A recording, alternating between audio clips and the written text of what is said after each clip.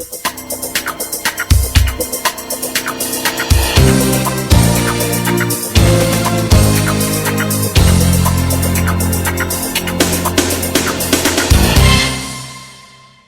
programa Estação Saúde está no ar, mais uma semana começando, mais uma vez entrando aí na sua casa, já pedindo licença e agradecendo, claro, pela sua audiência, pela sua companhia, pelas suas sugestões por e-mail, através das mídias, né, Facebook, Instagram. Muito obrigada por nos acompanhar e por sempre enviar sugestões. O nosso tema de hoje é um tema que, de repente, uma palavra que você nunca ouviu falar, mas é um diagnóstico que com certeza você já ouviu falar de alguém que tem, ou até mesmo você que está nos assistindo tem. O tema de hoje é manguito versus bursite. Eu estou recebendo aqui o ortopedista, Dr. William Nandes Stipe, que já é prata da casa, né? Já veio várias vezes. Doutor, muito bem-vindo mais uma vez ao programa Estação Saúde. E para quem está em casa entender, né, por que manguito, né, rotator, é isso o nome, né? Isso. Que diagnóstico é esse? O que tem a ver com bursite esse nome? Gabriela, primeiro eu quero te agradecer, agradecer a TV Unisul pela oportunidade de a gente estar conversando sobre esse tema tão importante, tão prevalente, que como tu falou, o nome pode parecer um pouco complicado, nunca tenho ouvido falar esse nome, mas a gente vai explicar algumas coisas que vocês vão ver que tem bastante. Então, o que é o manguito rotador? O manguito rotador é um conjunto de 4 músculos que se originam na escápula e eles se inserem na cabeça do húmero. E esses 4 músculos são os responsáveis por fazer a movimentação do nosso ombro. Então a gente pode comparar os tendões como se fossem cabos, como se fossem cordas, onde eles ligam o músculo ao osso.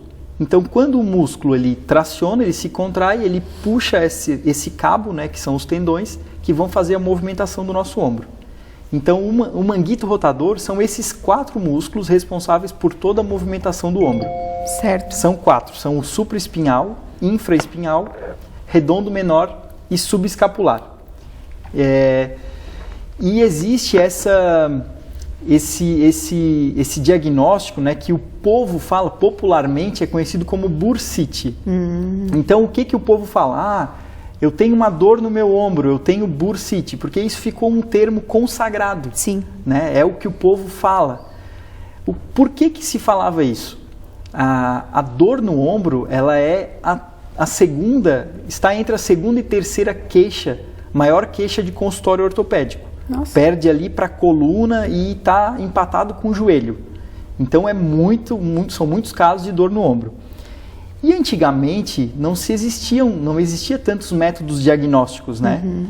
Até um pouco tempo atrás o que tinha era radiografia, raio-x e ultrassom. E também não se tinha tanto conhecimento, os equipamentos de ultrassonografia não eram tão bons, então não se conseguia fazer esse diagnóstico. Com o tempo, apareceu a ressonância magnética. Então, a gente começou a entender melhor, através dos exames de imagem e através de estudos com cadáveres, estudos anatômicos, que o povo chamava de bursite, na verdade, é um espectro de doença. São várias doenças que causam dor no ombro. Então, por exemplo, esse espectro, as lesões do manguito rotador, elas vão desde uma inflamação do tendão a uma lesão parcial, podendo chegar até uma ruptura total do tendão. Nossa. Então vai desde inflamação até ruptura total, sendo que todas causam sintomas e aí a gente vai ter que fazer um tratamento adequado para cada particularidade, né? Para cada tipo, só para inflamação ou só para lesão parcial, e aí é onde a gente vai fazer a nossa abordagem. Certo. Doutor, e qual é a principal causa dessa lesão, né? Já que o doutor falou que tem de tantas formas, né? Na verdade, acho que são várias causas, né? São várias causas. Conforme a gravidade, tem uma causa, né? Isso, exatamente. O que acontece assim, nós dividimos basicamente as lesões do manguito rotador em 2 grandes grupos, que são as lesões traumáticas e as lesões não traumáticas ou degenerativas. Então, assim, as lesões traumáticas, elas ocorrem principalmente em pacientes que têm um tendão saudável. São pacientes jovens, normalmente, que têm um tendão bom, mas que devido a um trauma, a uma pancada, a um acidente, a uma queda, a uma luxação, esse tendão ele é rompido pelo trauma. E existem as lesões não traumáticas, que aí elas acontecem em pacientes que têm um tendão que já não é mais tão saudável, né? Então, dentro dessas lesões degenerativas, quais seriam as causas? A idade, né? Porque conforme nós vamos envelhecendo, os nossos tecidos eles também vão envelhecendo. Sim. Isso é uma coisa assim que a gente costuma orientar bastante os pacientes, porque eles veem o seu envelhecimento externo, mas eles não entendem que os tendões, os ossos, eles também vão envelhecendo com a idade. Então, um tendão de uma pessoa de 18 anos, ele tem uma resistência, Com certeza. e de uma pessoa de 60 não tem a mesma. Como o corpo como um todo, né? Coração, Exato. pulmão, enfim. Exato. Então, existem, por exemplo, além da idade, outros fatores que desgastam o tendão. O fumo, o tabagismo, é uma questão muito importante que deixa o tendão muito mais fácil de ser rompido. Outra coisa, o uso de alguns tipos de medicamentos, por exemplo, os corticoides, que são medicamentos usados para alergia, né? Tu que lida bastante com gestantes, também é usado para gestantes, para fazer a maturação do bebê, mas principalmente em doenças inflamatórias, em doenças reumáticas. Sim. O uso crônico de corticoide, ele deixa o tendão muito fraco, muito propenso a sofrer uma lesão. Além disso, os movimentos repetitivos, né?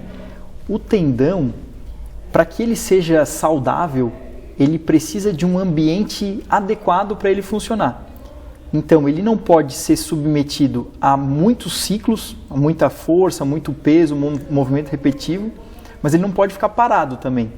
Um tendão parado ele gasta e um tendão muito sobrecarregado ele gasta também. Então, a gente pega hoje, né, muitos pacientes que trabalham em indústria, com posições inadequadas, com muito exercício, muito peso, atletas, né, que esses pacientes então vão estar mais propensos a ter essas lesões do manguito. Certo.